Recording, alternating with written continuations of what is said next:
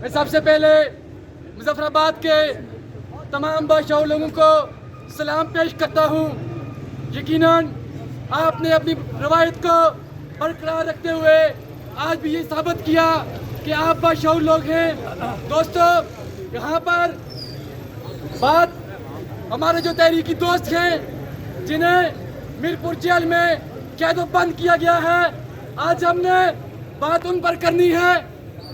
ہمارے جو دوست، ہمارے جو وہاں پہ خواتین، ہمارے جو تحریکی دوست وہاں پہ گرفتار ہیں، ان کی غلطی یہ تھی کہ وہ عوامی حقوق کی بات کرتے تھے، وہ غریب کی بات کرتے تھے، وہ مظلوم کی بات کرتے تھے، وہ محکوم کی بات کرتے تھے۔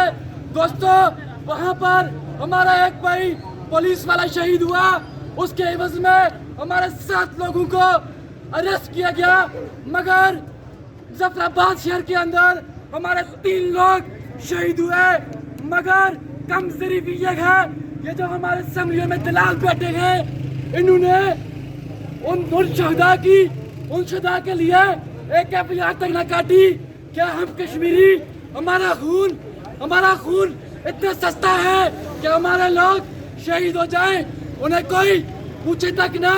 میں اس نامزد وزیر اعظم کو یہ بتانا چاہتا ہوں، میں آپ لوگوں کو بھی یہ بتانا چاہتا ہوں، یہ جو جنگ ہے، یہ جو عام عوام کی جنگ ہے، یہ اسمبلی میں بیٹھے ہوئے ان حکمرانوں کے خلاف ہے، جو خبیث کے بچے اپنا اسٹیٹس انجوائے کرتے ہیں۔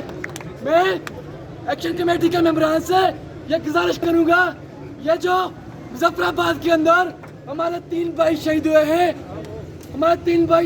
ہیں، جن لوگوں نے جس فوج نے، جس FC نے انہیں شہید کیا، ان کے خلاف مقدمات درج کیے جائیں۔